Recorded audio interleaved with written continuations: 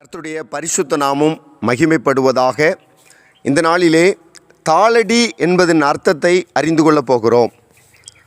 400 வருடங்கள் எகிப்து தேசத்திலே அடிமைகளாக இருந்த இஸ்ரவேல் ஜனங்களை மீட்கும்படிக்கு ஆண்டவராகிய கர்த்தர் மோசேயை அனுப்பினார். மோசேயும் ஆரோனும் இணைந்து இந்த விடுதலை ஊழியத்தை செய்தார்கள்.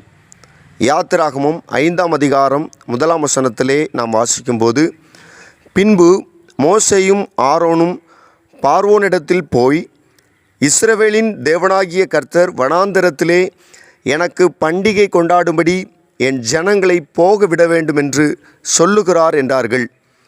இதை கேட்ட பார்வோன் கோபமடைந்து, இஸ்ரவேல் ஜனங்கள் இதுவரை செய்து கொடுத்த கணக்கின்படியே செங்கல் செய்யும்படி சொல்லுங்கள், அதிலே நீங்கள் ஒன்றும் குறைக்க வேண்டாம். ஆனால் இன்று முதல் அவர்களுடைய மிருக ஜீவன்களுக்கு கொடுக்கப்பட்டு வந்த வைக்கோல் இனி கொடுக்கப்படுவதில்லை. அவர்களே போய் அகப்படுகிற இடங்களில் வைக்கோலை சம்பாதித்து கொள்ளட்டும் என்று சொன்னான். அப்பொழுது வைக்கோலுக்கு பதிலாக தாளடிகளை சேர்க்கும்படி இஸ்ரவேல் ஜனங்கள் எகிப்து தேசம் எங்கும் சிதறிப்போனார்கள். இஸ்ரவேல் ஜனங்கள் மிகவும் நெருக்கப்பட்டார்கள். தாளடிகளை சேர்க்கும்படி எகிப்து தேசம் எங்கும் போனார்கள் என்று எழுதப்பட்டுள்ளது.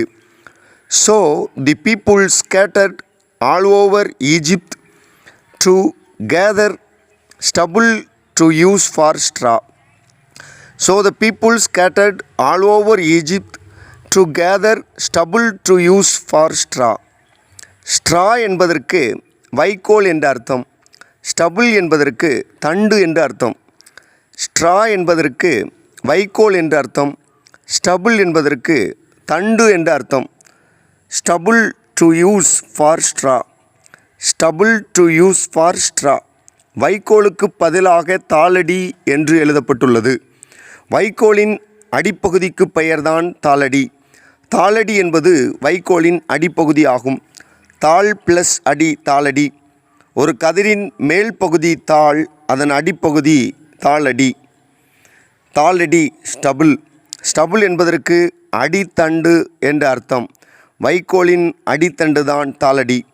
தேவஜனமே, இஸ்ரவேல் ஜனங்கள் எவ்வளவு அதிகமாய் கஷ்டப்பட்டிருக்கிறார்கள். இதை நாம் கேட்டுக்கொண்டிருக்கும் போதே கர்த்தர் நம்மை எவ்வளவு நேர்த்தியாய் நன்மையாய் நடத்தி வருகிறார் என்பதை உணர்ந்து கொள்ள வேண்டும். ஆண்டவராகிய கர்த்தர் நம்மை மேன்மையாய் நடத்தி வருகிறார். இஸ்ரவேல் ஜனங்கள் எவ்வளவாய் கஷ்டப்பட்டு தாளின் அடியை சேர்த்து அதன் மூலம் மிருக ஜீவன்களுக்கு கொடுத்து அப்படி உயிர் வாழ்ந்திருக்கிறார்கள். அந்த ஜனங்களை கர்த்தர் தம்முடைய பலத்த கரத்தினால் மீட்டு இஸ்ரவேல் என்னும் தேசத்தை கொடுத்தார். நமக்கும் ஆண்டவராகிய கர்த்தர் எல்லா தடைகளையும் மாற்றி எல்லா தேவைகளையும் சந்தித்து நம்மையும் ஆசீர்வாதமாய் நடத்துவார். கர்த்தர் நம்மை ஆசீர்வதிப்பாராக. ஆமேன்.